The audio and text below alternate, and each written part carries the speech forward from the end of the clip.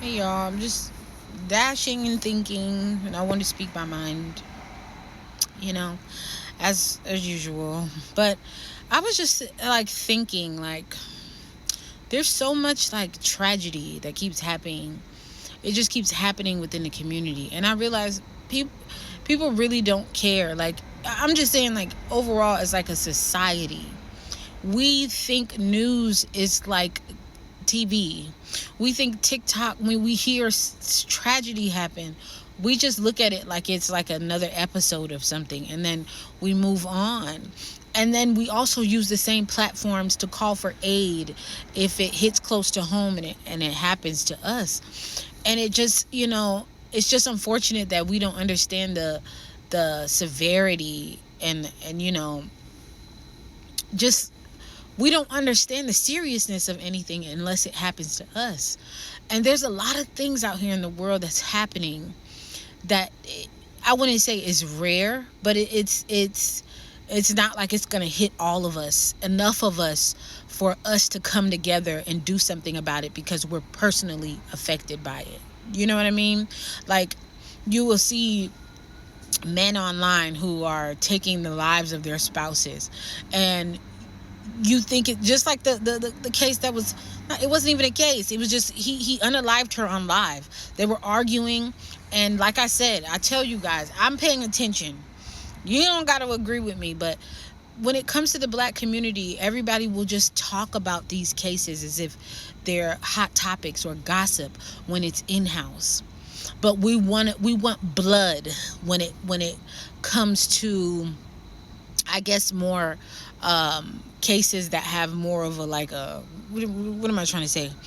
Like more people, it's more worldwide. Like more people know about it, and it involves other races of people doing stuff to black people. That's when we buckle down and we say we want this. And I'm gonna jump around, but I want black people to realize that the reason that you do that is because you feel helpless.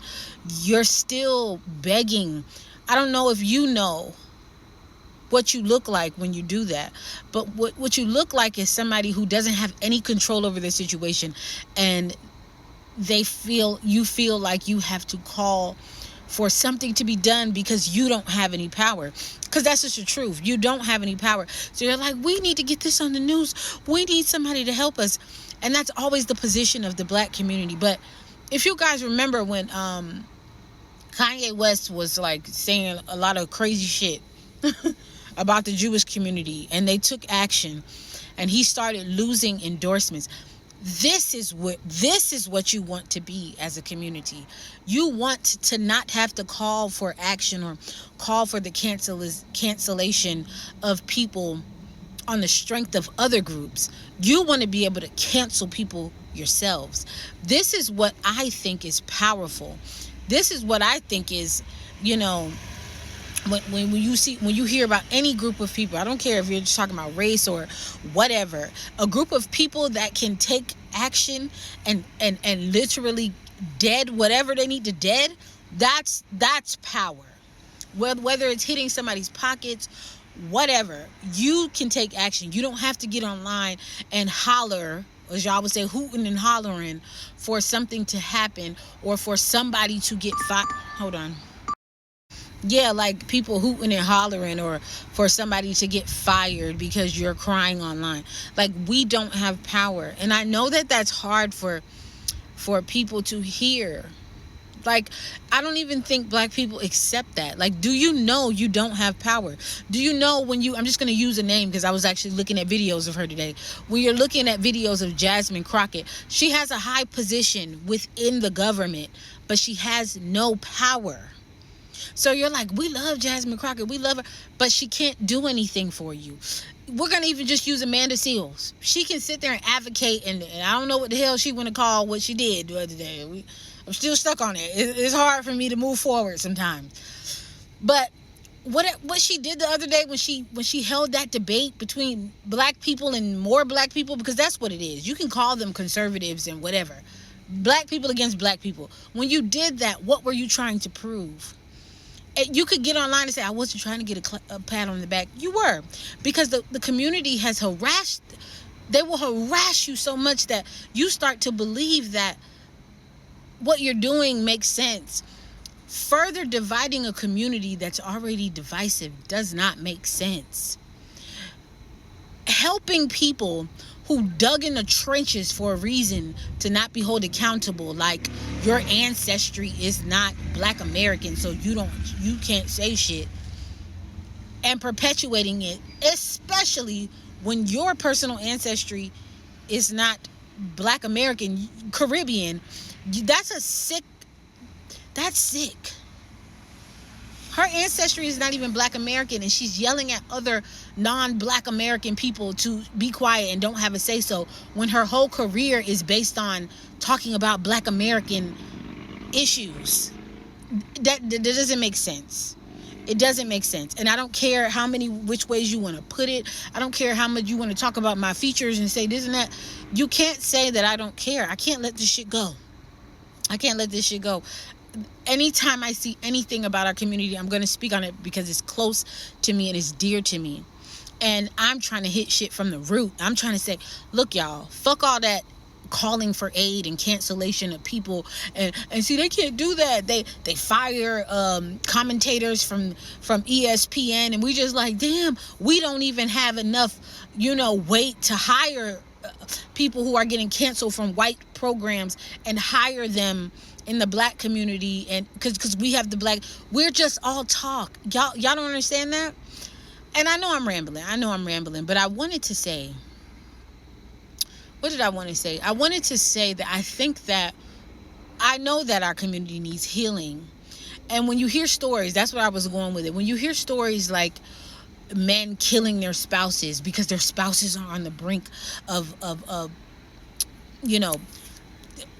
revealing that they're DL and trying to force them out the closet, because a nigga will kill women for that, kill the whole family for that shit. Just like we're listening to the story of, like, for example, Kyron Lacey, rest his soul. We automatically want to say, this is race. He killed himself because he couldn't take accountability. And I'm not trying to speak on anybody in a disrespectful way. He couldn't fathom the consequences for his action, especially because he had come so far. The community was raising him up. And because we are so divisive, he knew the backlash that was going to come to him.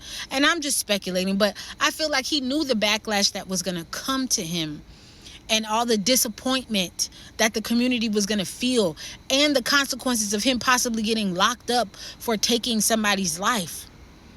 Just all on a mistake, probably driving fast, flexing, trying to look cool in his car. You do all that, and then you end up taking your life because of the pressure of the community. This is the shit I'm saying that we need to fix. I'm not just talking out of my ass. You know how many lives could be saved if men weren't out here killing each other, killing their spouses because they're in the closet and they don't want nobody to know, killing the spouses because the women don't respect them, killing their children, killing each other, for all these different, killing themselves. There's so much going on in-house that we could be fixing and talking about. The story I talked about earlier about that little girl. What the fuck? Give me a second. Okay, I'm back. But yeah, like, and like, I don't know why the community would like to not actually evolve. Like, the community doesn't want to actually evolve. But I'm gonna wrap it all up and say, if I'm gonna use examples of what I think the solution can be in-house right now, because somebody needs to talk about it. I think the Black community is obsessed with image and like visuals, and we want to see like things being done on ESPN and NBC and ABC. Like, you can just do shit in your house. I think Black people need to understand that. The number one problem that we have is there's no fathers in the house. This is the oldest fucking conversation that nobody wants to actually have, because the men in this community are fighting the women and saying that they prefer food stamps than a father in the home. No, men don't want to be in the home. But if you actually cared, be in the home. If I wanted to piggyback off of that, I would say these niggas are gay. And I'm not saying that shit to be funny. I'm paying attention. I think y'all think gay means like flamboyant, or gay means like, I don't know who told y'all gay was a bad thing. When I say these niggas are gay, I'm not insulting them. I'm saying that that is their true identity. And I think a lot of them are unaliving, if that's the word you want to. They're unaliving us because they're unhappy and because they're gay. But I think if we just accept their gayness and say, okay, look, I wanted to be with you because you were confused. You sold me a lie. You feel what I'm saying? But I accept your gayness. Maybe they will be happier. Maybe they will raise their children. I don't know. But I think we need to be more accepting and like be like loving towards each other. I can't tell you exactly how this looks. I could probably tell you how it looks. Like if two people came to me and asked me, what do we do to solve this? I could probably tell them.